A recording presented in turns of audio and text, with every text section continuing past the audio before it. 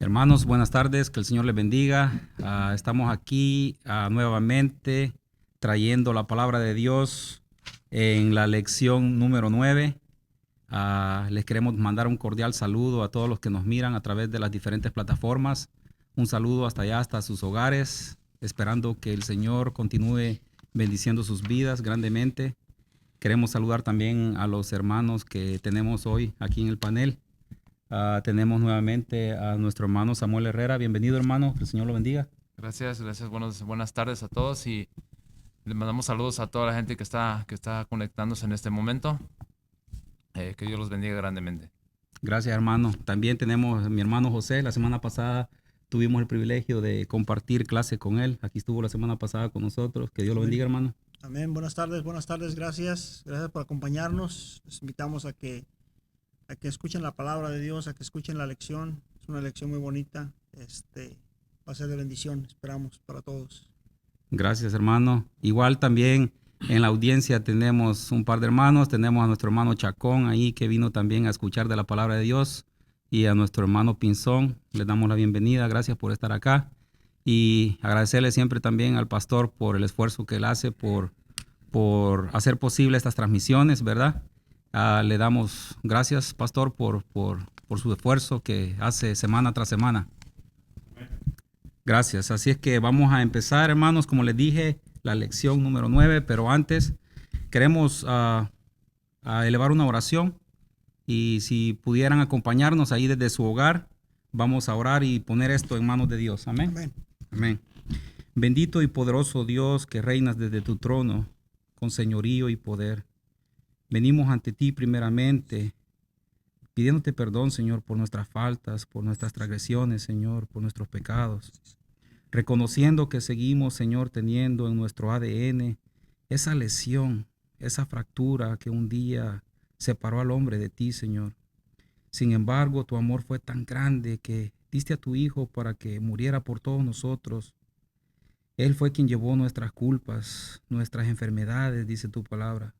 Sufrió nuestras dolencias, y así lo dice Isaías, Señor. Te pedimos perdón, Señor. Te rogamos, Padre bendito, que siga fortaleciendo, Señor, nuestras vidas.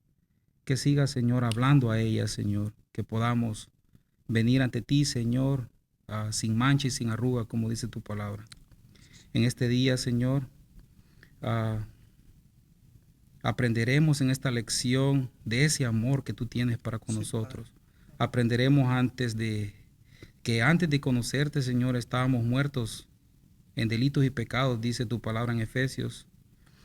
Mas hoy que te conocemos, sabemos que nos has dado vida, Señor, juntamente con tu Hijo Jesús, nuestro Señor. Amén. Por su gracia dice que nos has perdonado, y por ello, Señor, te damos gracias.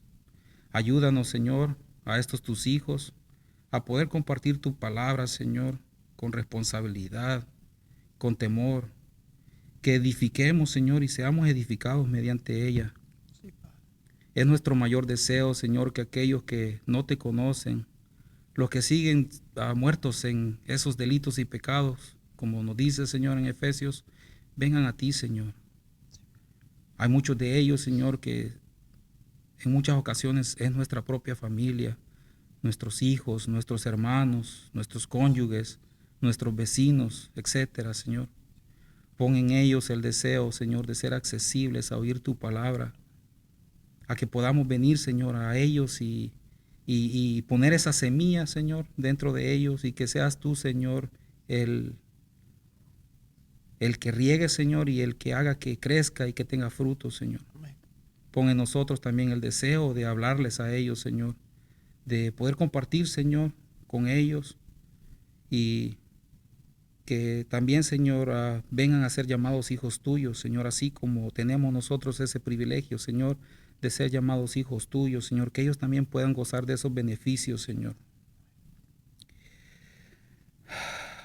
Gracias, Padre bendito, te damos, Señor.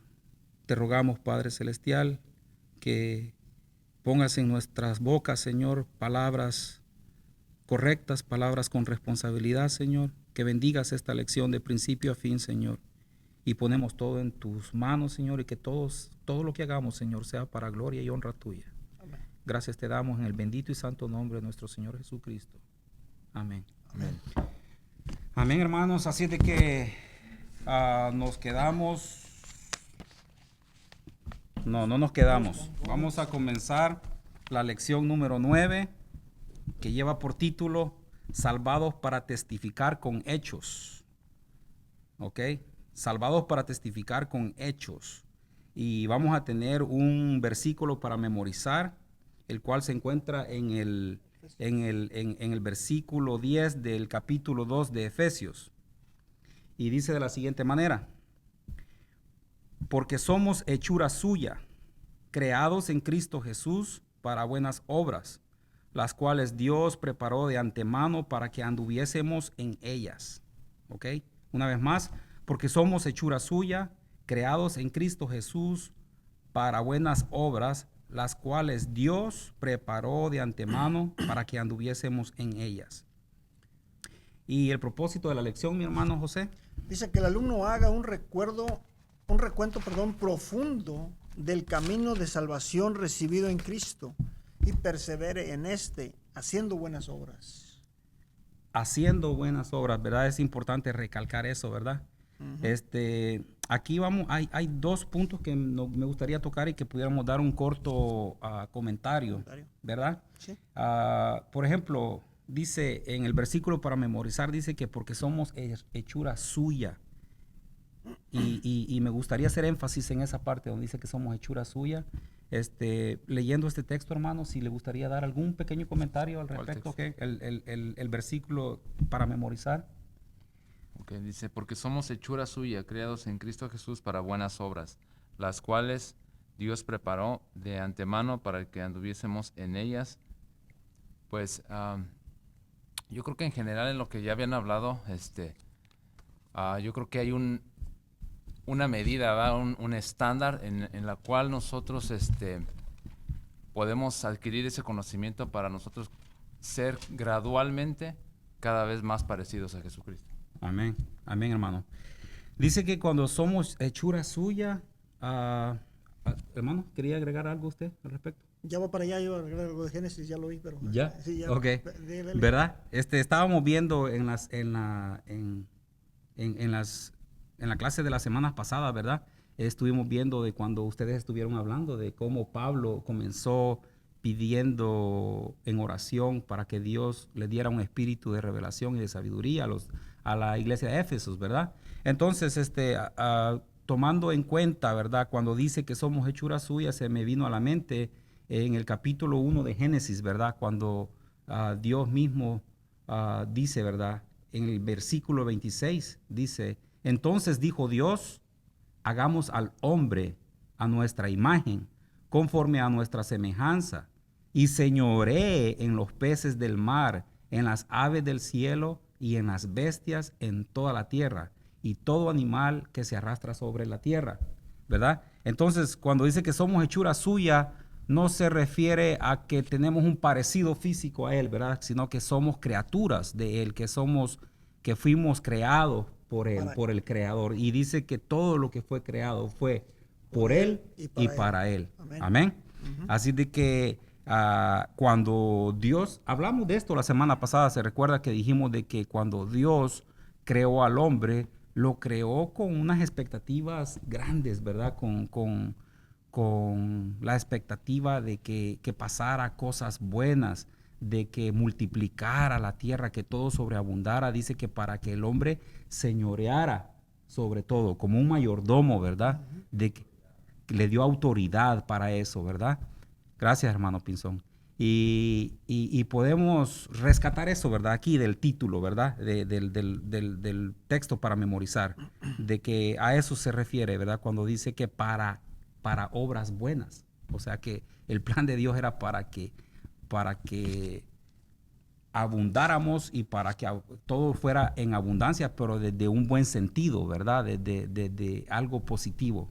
Ahora, hoy en día pudiéramos decir que somos la raza dominante, que sí dominamos sobre los animales y sobre las bestias, pero creo que desde que el hombre pecó, ya más bien ha sido desde un punto de vista o desde un lado, se puede decir, no conforme al plan de Dios, no como Dios lo tenía estipulado. ¿Quería agregar algo, hermano? Nada más ahí donde dice que somos hechura suya, Él nos creó por Él y para Él, ¿verdad? Y dice Dios preparó de antemano, son las cuales las obras Dios preparó de antemano. Todo esto era el plan de Dios, lo explicamos la semana pasada. Es un plan perfecto de Dios que lo acaba de tocar usted. El pecado, el enemigo, ha querido derrocar, ha querido borrar, ha querido desaparecer, pero no ha podido. ¿Por qué? Porque el plan de Dios es perfecto.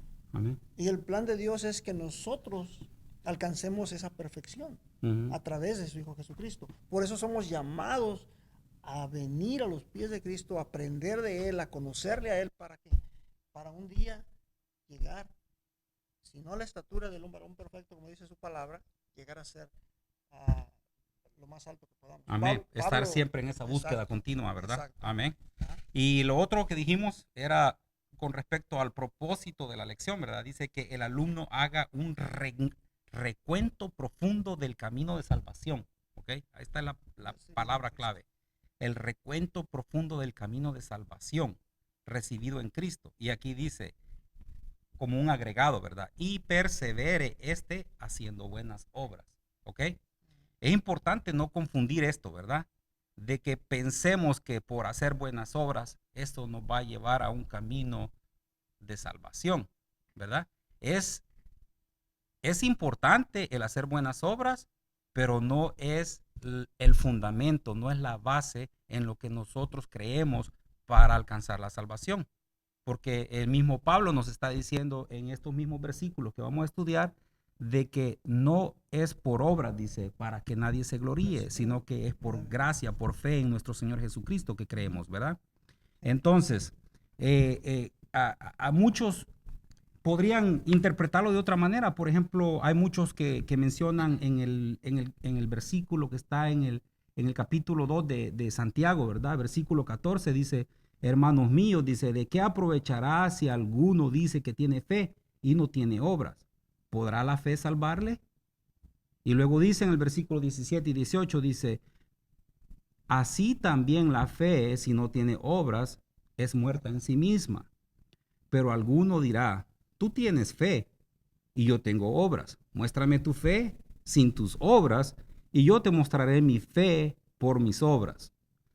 Si indagamos un poco más y profundizamos más en el contexto del que Santiago está hablando, podemos darnos cuenta de que no se refiere a que por medio de las obras obtendremos la salvación, sino que más bien yo les pondría dos ejemplos, ¿verdad?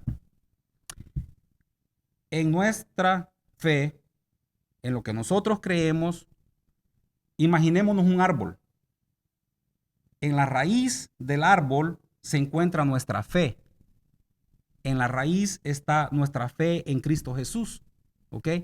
Y mediante la fe en Cristo Jesús tenemos ese crecimiento, el cual llega a convertirse en árbol, el cual llega a dar frutos mediante el Espíritu Santo que mora en nosotros, llega a dar frutos y por ende esos frutos es el equivalente a las obras.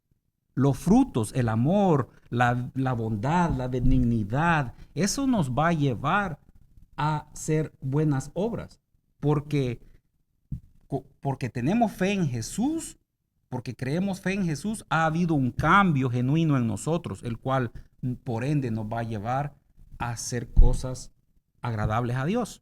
Amén. Amén. Del otro lado, paralelamente, tenemos, por ejemplo, en el área de los judíos, ellos en la base, en el fundamento, se encuentran las obras. Y ellos piensan que entre más obras ellos hagan, ese camino los puede llevar a la salvación, juntamente guardando los preceptos y haciendo sacrificios. ¿Ok? Tanto así de que este 27 de septiembre se celebra en Israel y todo el mundo judío celebra la fiesta del Yom Kippur. Y lo que ellos celebran en ese día es el día de expiación, de perdón o arrepentimiento sincero. Y trata de eso, de hacer el mayor número de obras posibles, de buscar a alguien para pedirle perdón o arrepentirse de algún pecado para hacer una expiación. Por eso se llama el día de expiación, ¿ok?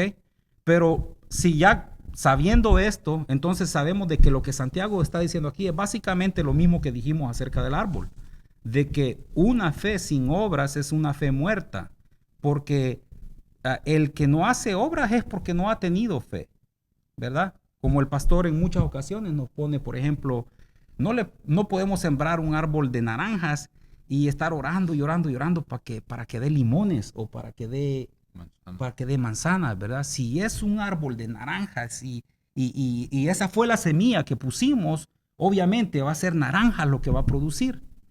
Cuando nosotros venimos a Cristo y creemos en Cristo y tenemos fe en Él y el Espíritu Santo empieza a obrar en nuestras vidas, dice que el resultado va a ser que vamos a dar frutos, ¿ok? Y dice la palabra misma, dice, por sus frutos los conoceréis. Amén. Así de que a eso se refiere, ¿verdad? Y nomás queríamos tocar ese punto para que tengamos bien claro eso, de que sí es importante las obras, pero no es lo que va a determinar nuestra salvación. Amén. Amén. Vamos a seguir adelante, así de que si leemos el pasaje bíblico que vamos a estar leyendo, hermano José, sería en Efesios capítulo 2, de los versos 1 al 10. Si nos hace el favor, por favor. Leemos del 1 al 10. Del 1 al 10. Y luego vamos a desglosar los versículos 1, 2 y 3 después de eso. ¿Ok? Con la guía, ¿verdad? Amén. Ok, vamos a empezar. Hermanos, allá en su casa, les invitamos a que abran su Biblia, Efesios capítulo 2, versículo del 1 al 10. Vamos a leer. El que tenga su Biblia por ahí a la mano, el que no, puede seguirnos sintonizando, seguirnos escuchando, escucha la palabra. Vamos a tratar de leer lo mejor que podamos, ¿verdad? Amén. ¿Preparados? Vamos a ver.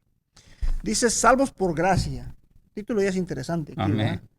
Dice, y Él os dio vida a vosotros cuando estabais muertos en vuestros delitos y pecados, en los cuales anduvisteis en otro tiempo, siguiendo la corriente de este mundo, conforme al príncipe de la potestad del aire, el espíritu que ahora opera en los hijos de desobediencia, entre los cuales también todos nosotros vivimos en otro tiempo en los deseos de nuestra carne, haciendo la voluntad de la carne y de los pensamientos, y éramos por naturaleza hijos de ira, lo mismo que los demás. Pero Dios, que es rico en misericordia por su gran amor con que nos amó, aun estando nosotros muertos en pecados, nos dio vida juntamente con Cristo. Por gracia sois salvos. Y juntamente con Él nos resucitó y asimismo nos hizo sentar en los lugares celestiales con Cristo Jesús, para mostrar en los siglos venideros las abundantes riquezas de su gracia en su bondad para con nosotros en Cristo Jesús. Porque por gracia sois salvos por medio de la fe. Y esto no de vosotros, pues es don de Dios, no por obras, para que nadie se gloríe. Porque somos hechura suya, creados en Cristo Jesús para buenas obras, las cuales Dios preparó de antemano, para que anduviésemos en ellas. Amén. Amén. Amén. Hermano Samuel, si pudiera leer la introducción, por favor, Dice, de la guía. la salvación no es un plan de última hora, es la manifestación preconcebida de amor de Dios. Solo un corazón que ha experimentado el amor de Dios puede apreciar en lo máximo el gran amor de Dios manifestado. Para salvarnos de una condenación terrible y eterna, miremos con ojo diligente y corazón agradecido este precioso pasaje. Efesios 2:10. Amén. Amén. Y es eso básicamente lo que vamos a estar, lo que acabamos de leer ahorita. lo que acabamos de leer y lo que vamos a estar desglosando a continuación, ¿verdad? Así que yo creo que la parte 1, vamos a leer la parte 1. Nomás para recalcar, hermano, Ajá. lo primero dice, este autor, lo estaba yo estudiando el libro, la guía, y dice, lo primero dice, la salvación no es un plan de última hora. Recordemos lo que acabamos de decir hace rato, el plan de Dios viene desde la creación del mundo. Amén. hasta Apocalipsis. Ujú. Y nosotros estamos viendo precisamente salvados para testificar con hechos. La salvación no es un plan que se le ocurrió a Dios para apenas hace unos días o miles de años después de que creó el mundo. La salvación, la salvación es el plan perfecto de Dios para toda la humanidad. Amén. ¿Verdad? Y eso es lo que estamos leyendo, salvados para testificar con hechos. En el mismo título, ¿verdad? Ujú. Abarca muchas cosas, ¿verdad? Sí. Donde cuando dice salvados para testificar con hechos, también podemos entender lo que esos hechos que nosotros con los que tenemos que testificar es nuestro caminar, ¿verdad? Nuestras obras. Ujú. Ajá. Yeah. Entonces, eso sería el fruto de haber conocido Amén. a Cristo Jesús, ¿verdad? Ujú. Entonces vamos a leer Salvación. donde dice la salvación de una vida de pecado, y luego ustedes me ayudan porque vamos a desglosar 3 versículos, ¿ok? Sí. Entonces sería en el versículo A, sería el verso 1, el inciso A, el inciso B, el verso 2 y el inciso C, el verso 3. Ujú. A lo mejor y podemos ir de Paso uno paso. por uno, ¿ok? Sí. Así que yo leo la salvación y hermano, usted me ayuda después con Claro el que A sí. y usted con el B. Amén. Dice, salvación de una vida de pecado. Efesios 2 del 1 al 3. Cuando alguien es rescatado de una corriente torrentosa por alguien que lo ama, es inevitable que dicha persona rescatada exalte el cariño de su Salvador y lo recuerde siempre. Los que hemos sido salvados de la condición de muerte y condenación del pecado, imposible es que no tengamos palabras de alabanza, amor y sobre todo gratitud a quien nos sacó de esa condición. Dios, démosle siempre gracias a Él por su gran amor con que nos amó y nos ha rescatado de la muerte espiritual y eterna. Amén. El inciso A, hermano. Dice, estamos muertos en delitos y pecados. Estábamos muertos en delitos y pecados. El apóstol Pablo le recordó a los hermanos éfesos que su vida en Cristo de ese momento fue resultado de un acto tremendamente trascendental, puesto que antes de estar ellos en Cristo, como también todo aquel que está en Cristo hoy, estaban muertos espiritualmente. En el pensamiento bíblico, muerte es separación, y hay 3 tipos de muerte: muerte física, separación de lo material y espiritual. De la persona, y todos vamos a pasar por ella. También está la muerte espiritual, que es la separación de la persona de Dios por no sujetarse a Él. Esta muerte se encuentra en toda persona sin Cristo, pero de la cual se puede salir. Y por último está la muerte eterna. Es la separación perpetua de Dios, que es condición de los que rechazan la salvación eterna ofrecida por Cristo, y de la cual no se puede salir nunca. Vivir sin Cristo es vivir en delitos, infracciones de la ley de Dios y pecados, que son las infracciones que se hacen a la voluntad del Señor. Es decir, vivir sin Cristo es estar en problemas perennes con Dios y el prójimo. Amén. Pues me gustaría leer algo antes que usted lea lo suyo, hermano. Me brinqué algo aquí. Aquí el hermano cuando leyó dice, puesto que antes de estar ellos en Cristo, como también todo aquel que está sin Cristo hoy, estaban muertos espiritualmente, ¿verdad? Entonces aquí está hablando de esa muerte espiritual, ¿verdad? Aunque parezcamos vivos y estemos vivos aquí en este mundo terrenal, pues sabemos que si seguimos sin Cristo nos espera una muerte eterna, ¿verdad?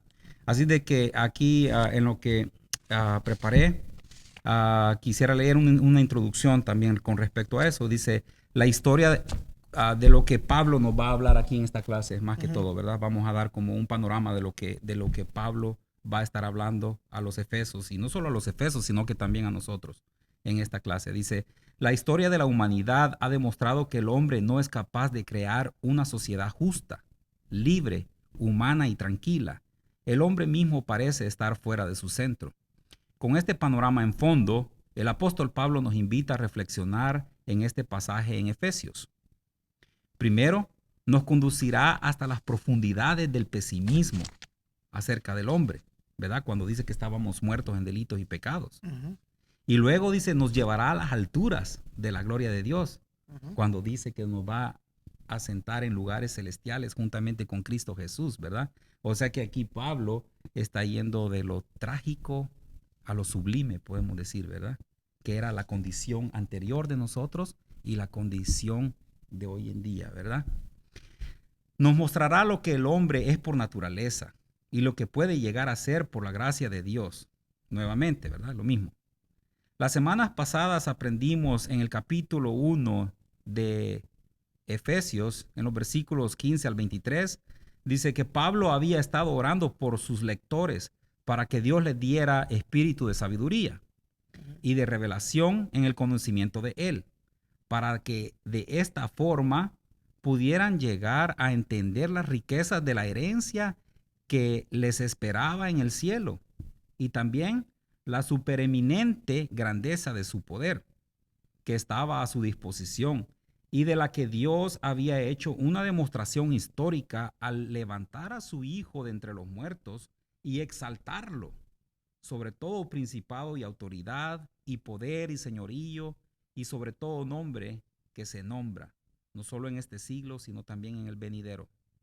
Cuando llegamos al capítulo 2, vamos a encontrar que este triunfo glorioso que Cristo experimentó sobre la muerte es compartido con todos aquellos que creen en Él, o sea, nosotros, los que creemos en Cristo, ¿verdad? Y Él, dice, os dio vida a vosotros cuando estabais muertos en vuestros delitos y pecados, lo que somos por naturaleza. El apóstol comienza haciendo una descripción demoledora de la condición humana apartada de Dios. Es lo que habla aquí de las muertes espirituales, ¿verdad? De que es una separación. La muerte es lo que significa, una separación entre el hombre y Dios. Apartada de Dios, en la que están incluidos todos los hombres. Estabais muertos, dice Efesios 2:1. También todos nosotros, los mismos que los demás. En los 3 primeros capítulos de Romanos, Pablo desarrolla el mismo argumento para concluir que tanto los paganos como los judíos y finalmente toda la humanidad son culpables ante Dios por sus pecados. Por supuesto, muchas personas discuten que este diagnóstico que Dios ha dejado escrito en su palabra, algunos estarían dispuestos a admitir que hay algunas áreas de sus vidas que necesitan de ciertos cambios, pero de ninguna manera aceptarían un diagnóstico que los coloca como muertos, sin posibilidad de recuperación. No se ven tan mal a sí mismos. Otros siguen imaginando que el hombre tiene buen corazón y que en tal caso hay que hacer algo para que brote y se manifieste. Sugieren que con mejores leyes sociales, mayor bienestar y educación, el ser humano puede llegar a conseguir una sociedad justa. Una enfermedad radical requiere un remedio radical. Y mientras el hombre siga fracasando en reconocer la gravedad de su condición, seguirá poniendo remedios superficiales e ineficaces.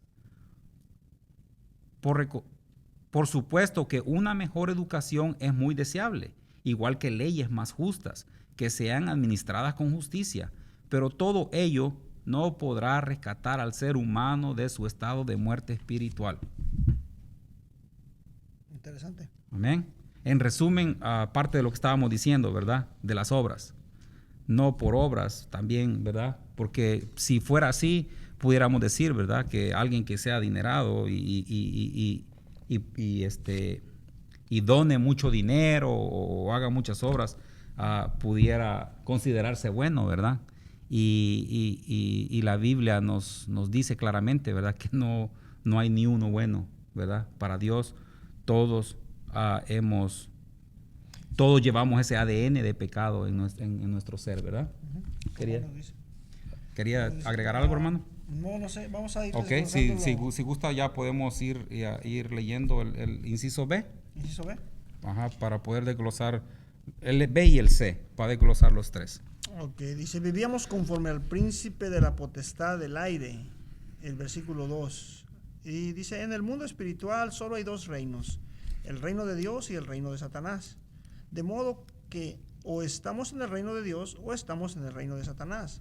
Las personas que piensan que son libres en todo sentido, porque no están sujetas a un pastor, a una iglesia o a una denominación o incluso a Dios, solo están demostrando que son obedientes al príncipe de la potestad del aire de las tinieblas, y ciertamente son esclavos de él. El inciso C dice, éramos hijos de ira viviendo conforme a los deseos de nuestra carne. En los versículos 1 al 3, todos los verbos referidos a la condición de los efesios están en pasado.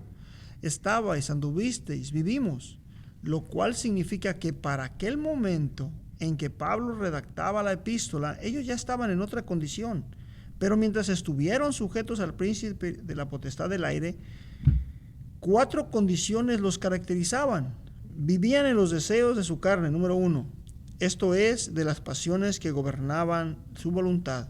Número 2, vivían en la voluntad de la carne. En otras palabras, no estaban en capacidad de sujetarse a la voluntad de Dios. La número 3 dice, hacían la voluntad de sus pensamientos y sus pensamientos eran de continuo hacia el mal, contrarios a la santa voluntad de Dios. Número 4, eran hijos de ira, lo mismo que los demás. Éfeso estaba situada en la parte sudoccidental de la Asia Menor y había muchas ciudades en ese sector. Pablo estaba diciéndoles que su condición pecaminosa antes de conocer a Cristo había sido igual que la de todos los habitantes de esas ciudades paganas, entregadas a la idolatría y hechicería.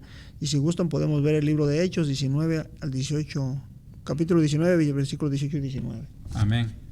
Ok, así de que algún comentario, hermanos, acerca de estos 3 versículos, del versículo 1, 2 y 3, hermano Samuel.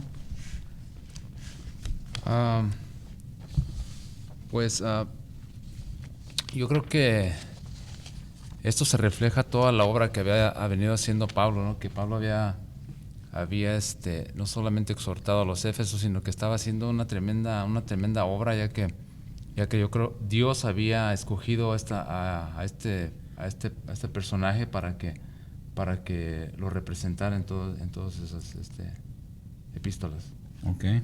Hermano. Le doy un comentario en la número 1, dice salvación de una vida de pecado. Okay. Y dice que cuando alguien es rescatado de una corriente torrentosa por alguien que lo ama, es inevitable que dicha persona rescatada exalte el cariño de su Salvador. Y lo recuerde siempre.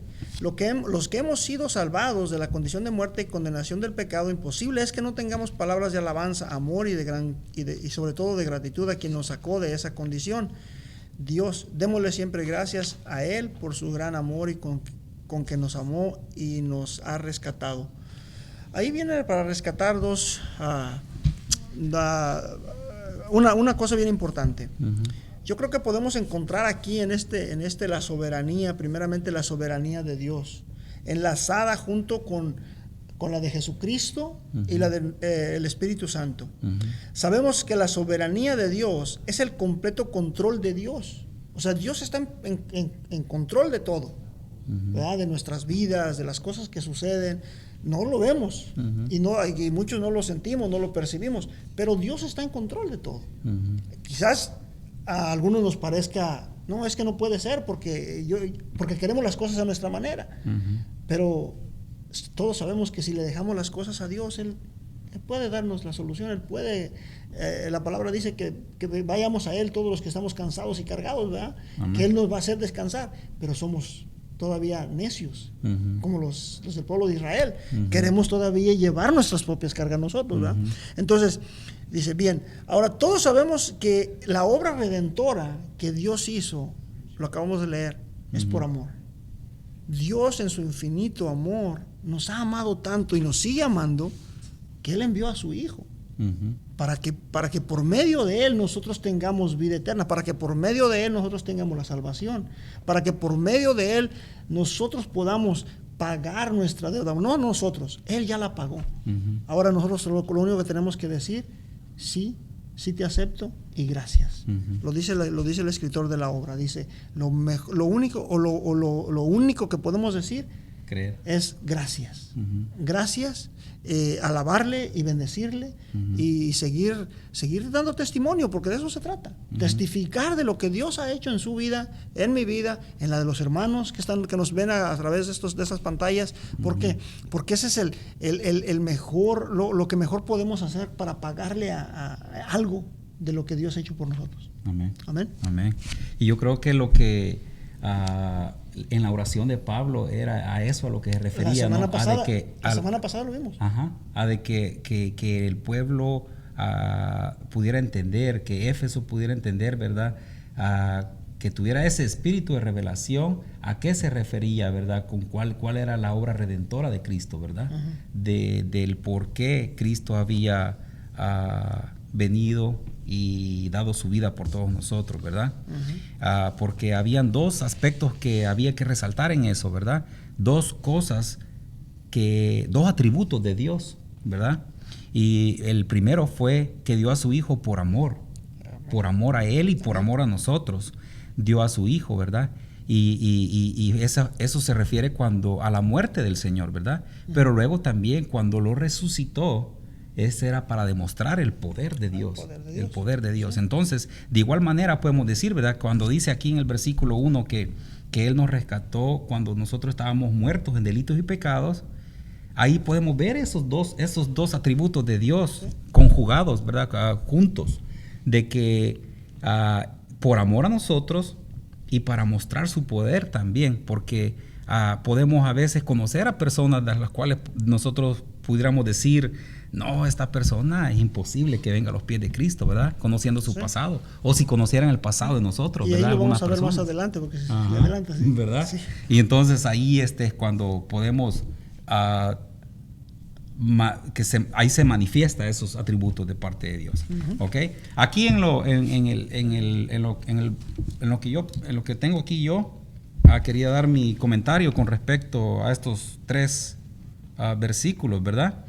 Dice, estábamos muertos, ¿verdad? Como el diagnóstico de un médico, ¿verdad? Estaba viendo un mensaje donde dice de que él llevó a su mamá al médico, ¿verdad? Y el médico, así sin rodeos, llegó donde la mamá y le dijo, señora, usted tiene cáncer. Y dice que él, siendo cristiano, dice que él sintió como cierto enojo, como cierta frustración contra el médico, ¿verdad? Porque el médico fue bien tajante cuando llegó donde la mamá y le dijo, señora, usted tiene cáncer. Pero dice que luego reflexionó y él dijo, no, dice que dijo, fue bueno lo que él hizo, porque él fue ético. Él permaneció en su ética. Y él le dio un diagnóstico para que se prepararan, ¿verdad? Y dice, ¿qué hubiera sido si él hubiera tratado de engañar a mi mamá o llevarla por algo, a darle la noticia diferente, ¿verdad? Y no ir directo al grano, o no mencionarle la enfermedad como tenía que mencionarla, ¿verdad? Dice que a lo mejor su mamá no se hubiera preparado, no solo espiritualmente, ¿verdad? Sino que también hasta con las cosas que se tienen que preparar en algo así, de recibir el tratamiento adecuado y todo eso, ¿verdad? Entonces, de igual manera podemos ver que así es Dios también con nosotros, ¿verdad? Cuando Dios está usando a Pablo para hablarle de esto, Él está dando un diagnóstico también, diciendo cómo era nuestra condición antes y cómo es hoy, ¿verdad? Para que tengamos bien en cuenta cuál iba a ser el resultado si no veníamos al conocimiento de Dios, si no veníamos al arrepentimiento, ¿verdad? Si no éramos parte de ese sacrificio que Jesucristo hizo por nosotros. Entonces aquí mismo lo dice, que íbamos a tener el tipo de muerte eternal, porque aquí nos está hablando de 3 tipos de muerte, ¿verdad? La muerte física y la muerte eternal, el que es la espiritual, ¿verdad? No, espiritual es una y luego la muerte eternal. Eternal, amén. Sí. Entonces dice, la muerte, dice, a la que se refiere aquí es la separación de Dios. Esto queda bien ilustrado en la parábola del hijo pródigo, cuando en su regreso el padre le dice, Este era muerto y ha revivido. Eso lo encontramos en Lucas capítulo 15, versículo 32. La fuente de la vida verdadera es Dios. Por lo tanto, estar sin Él es estar muertos o ajenos a la vida de Dios. Efesios 4:18. La causa de esta muerte es debida a nuestros delitos y pecados. La palabra delito incluye el cruzar un límite establecido o desviarse del camino correcto. Por otro lado, pecado tiene que ver con dar en el blanco o no alcanzar la medida. ¿Ok?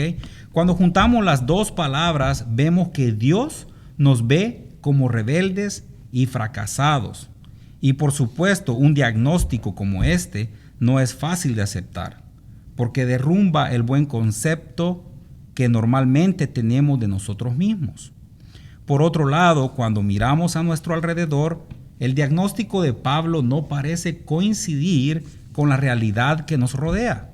Por ejemplo, nos resulta difícil pensar que un intelectual ateo con una mente despierta esté muerto, o un ágil futbolista o una estrella de cine con una personalidad arrolladora estén igualmente muertos. Pero la esfera más importante del ser humano y la que Dios se refiere en su diagnóstico no es el cuerpo, ni la mente, ni la personalidad, sino su espíritu. Aquí tenemos que recordar una vez más las palabras del profeta Isaías. Dice en Isaías 59, versículo 2, dice: vuestras iniquidades han hecho división entre vosotros, y vuestro Dios y vuestro pecado han hecho ocultar de vosotros su rostro para no oír. El pecado siempre trae aparejada inevitablemente la muerte. Parecen vivos, pero podríamos decir que la suya es una muerte viviente. Y esto lo encontramos en 1 Timoteo 5:6. Y si queremos, dice, buscar una solución adecuada para el problema, es necesario que previamente tomemos conciencia de la tragedia de la humanidad caída. El ser humano fue creado por Dios y para Dios, y ahora está intentando vivir sin Dios, y esto no es posible. ¿Se recuerdan que di una ilustración que había escuchado del pastor Paul Washer acerca de cómo la naturaleza, el universo, los planetas y las estrellas obedecen a Dios? Y dice que nosotros, siendo las criaturas más insignificantes, tenemos la osadía de darle la espalda a Dios y decirle a Dios que no en muchas cosas que Él nos ha mandado a hacer.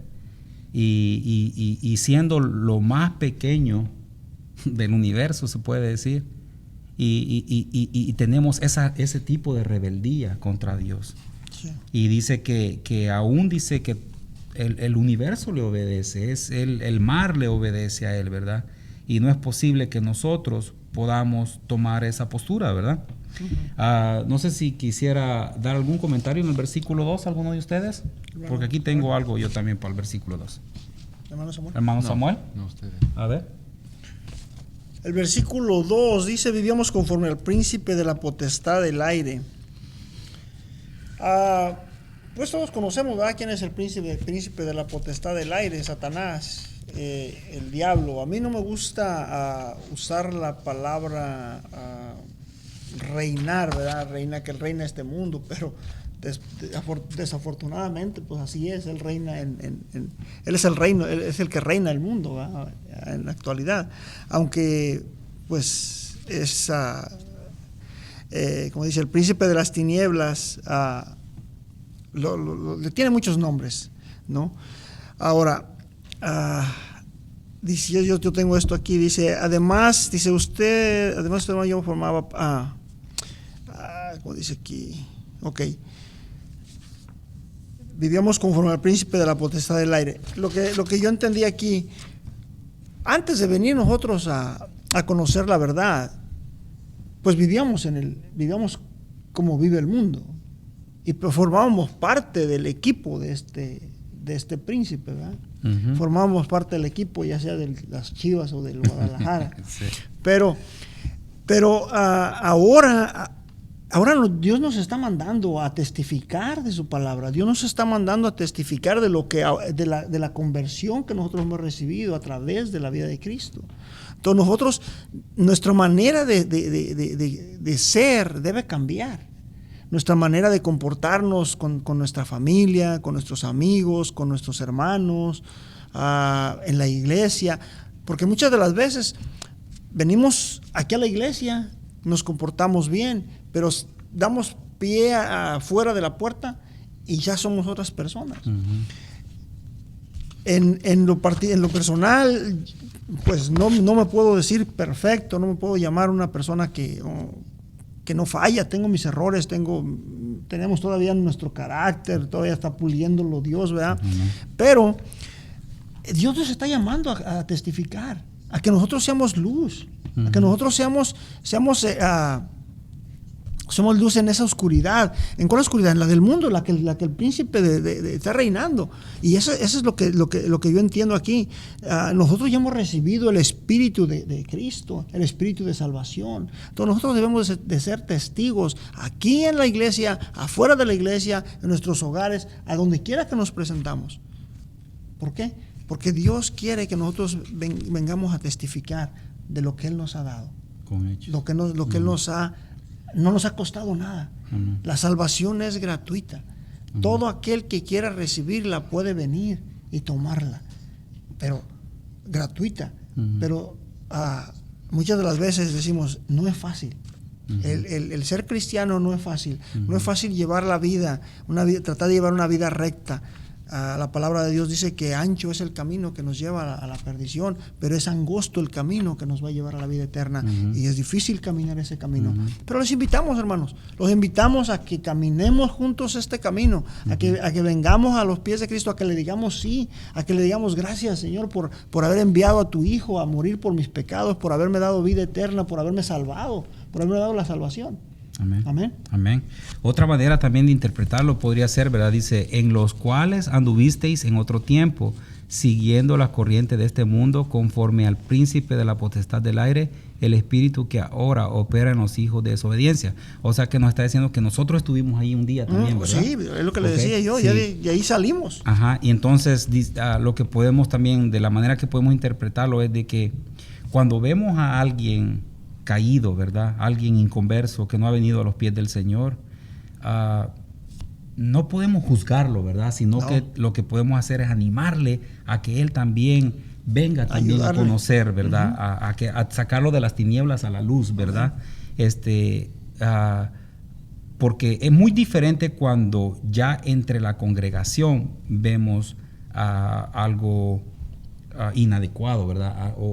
Ahí sí tenemos la responsabilidad de poder señalar el pecado de un hermano, ¿verdad? Pero cuando dice Pablo siempre y cuando hay una condición, ¿verdad? Amonestarlo con amor. Pero dice que también la condición es de nosotros tenemos que mirarnos a nosotros mismos primero, ¿verdad? Examinarnos a nosotros mismos, y luego dice ir con algún hermano que esté en pecado y sí, es bíblico el exhortarle al hermano, ¿verdad? Sí. Pero al inconverso, al que está afuera, porque nosotros mismos estuvimos ahí en algún día, yo creo que ahí es donde, cuando usted dice que ahí es donde hablarle con amor, uh-huh. y de alguna forma, ¿verdad? Conforme al testimonio que nosotros damos, conforme al caminar que nosotros llevamos, a lo que dice aquí el título de la lección, ¿verdad? Testificar uh-huh. con hechos. Yep. Entonces, conforme a eso, podemos traer al inconverso a los pies de Cristo. Amén. Amén. Dice aquí el bosquejo, dice en el versículo 2, ¿verdad? Estábamos esclavizados, dice. Cuando Pablo dice que andábamos en nuestros delitos y pecados, estaba describiendo una forma de comportamiento, un modo de vida. Y la triste realidad es que en ella no había libertad, sino una terrible esclavitud a fuerzas sobre las que carecíamos de control. ¿Cuáles eran estas fuerzas que mantienen al hombre caído en cautividad? Efesios 2:2 dice la corriente de este mundo. Esa es una de las fuerzas. Con esta expresión se refiere al mundo como una sociedad organizada sin Dios, que ha dejado los valores del reino de Dios y da culto al materialismo, al hombre. Dice, la gente no se da cuenta, pero sucumbe ante esta influencia poderosa que nos llega a través de la cultura del ocio por la televisión, el cine, las revistas, etc. Efesios 2:2 también dice, el príncipe de la potestad del aire, es decir, el diablo. La frase nos indica que él opera en el mundo invisible, así como dijo usted, hermano, ¿verdad? Donde que no le dé temor decirlo, que él reina, porque sí es cierto, pero no me gusta usar a mí la frase. Pero hay una fecha límite para ello, ¿verdad? Y sabemos. Yo siempre trato de usarla cuando me estoy refiriendo a lo divino. Cuando ya se refiere a algo de Satanás, ya, o sea, no es miedo, no es temor, sino simplemente no. Sí. Pero sí, es la verdad, hermano. Dice que la frase nos indica que Él opera en el mundo invisible, donde tiene dominio sobre principados y potestades, y también tiene el control de los hijos de la desobediencia, ¿verdad? Tiene el control sobre ellos, pero no sobre nosotros, ¿verdad? Dice, aquellos que no se han querido sujetar a la voluntad de Dios. Amén. Los deseos de nuestra carne, dice también, ¿ok? Por supuesto, en este contexto el término carne se refiere a la naturaleza humana caída. No debemos pensar que algunos deseos de nuestro cuerpo, como el comer, dormir u otras cosas, sean pecaminosas en sí mismas, pero nuestra naturaleza caída puede convertirlas en algo malo. Por ejemplo, el deseo de comer puede derivar en glotonería, o el de dormir en pereza, o el apetito sexual en lujuria. Pero los deseos de la carne de los que Pablo trata aquí no son exclusivamente aquellos relacionados con el cuerpo. También incluyen el orgullo intelectual, la arrogancia, la envidia, la venganza y sobre todo el rechazo de la verdad de Dios. ¿Algo más que quieran añadir? Bueno, Samuel. Yo creo que pues en todo esto el más claro ejemplo es la conversión de Pablo, ¿no? El testimonio de Pablo, de dónde lo rescata el Señor.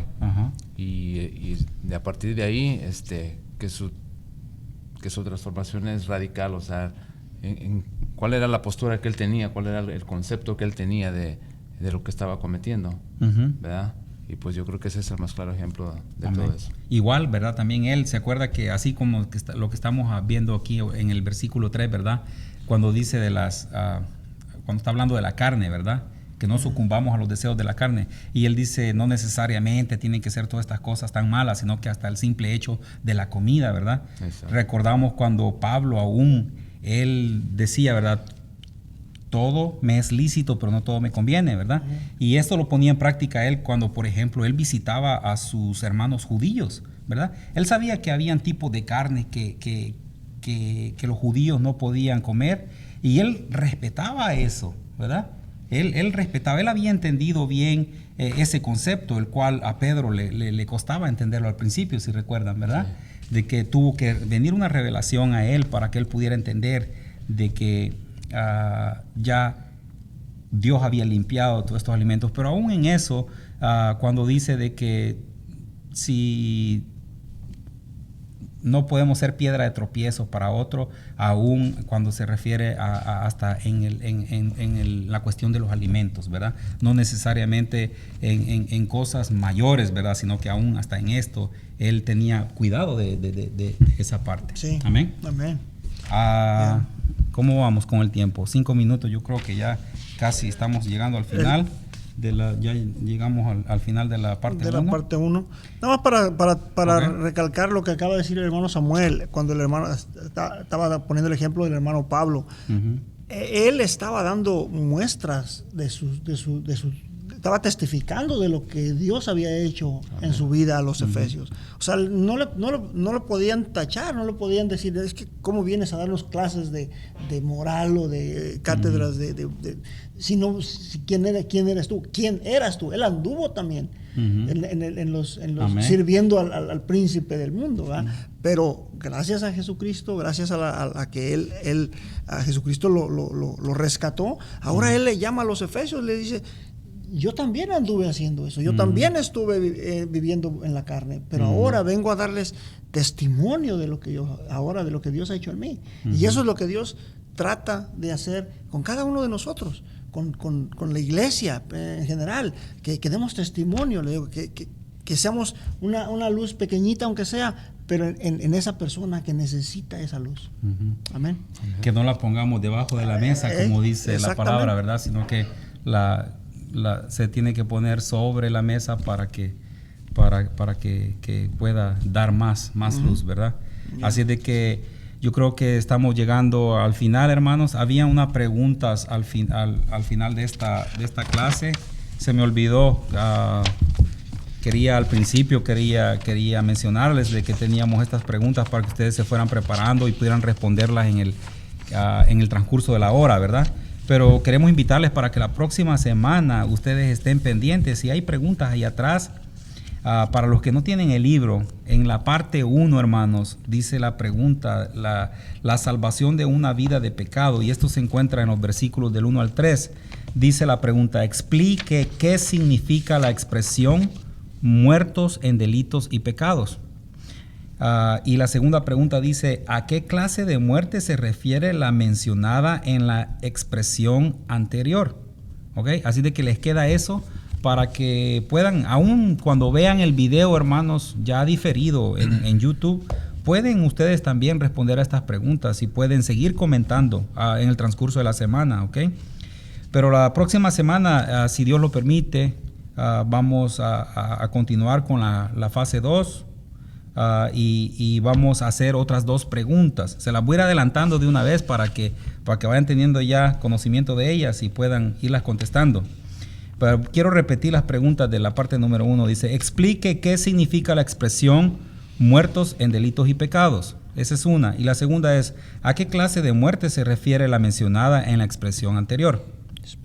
Ok, en la parte 2 que estaremos viendo la siguiente semana, se refiere a los versículos del 4 al 7. Esto le ayuda, hermanos, para que usted busque y identifique la respuesta, ok. Dice: dé un ejemplo de acto de misericordia humana y otro de misericordia divina. Nuevamente, dé un ejemplo de acto de misericordia humana y otro de misericordia divina.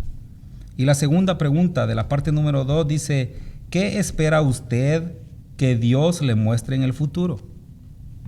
¿Qué espera usted que Dios le muestre en el futuro? Y con esto vamos a orar, hermanos, para dar por terminada la clase de hoy.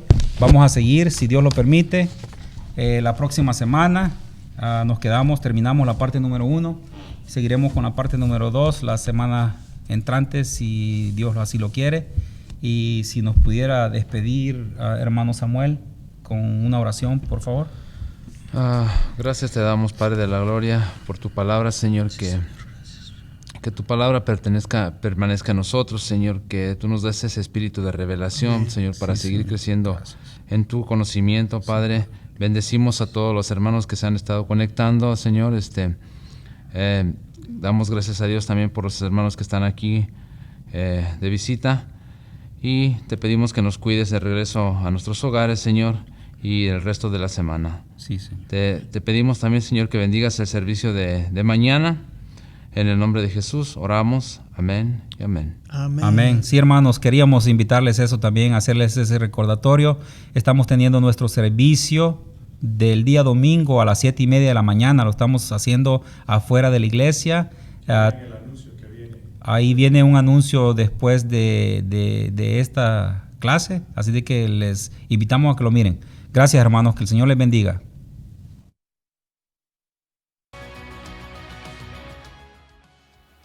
Bendiciones, hermanos. Esperamos que cada uno de ustedes se encuentre bien y, como siempre, invitándoles a nuestras transmisiones que hacemos a través de este medio de Facebook y a la misma vez también invitándoles, como muchos de ustedes se habrán enterado, comenzamos otra vez de nuevo a reunirnos. Esta vez estamos reuniéndonos al aire libre. Muchísimas personas vinieron, muchos hermanos vinieron este domingo pasado y pienso que fue de mucha bendición. Muchos hermanos se gozaron.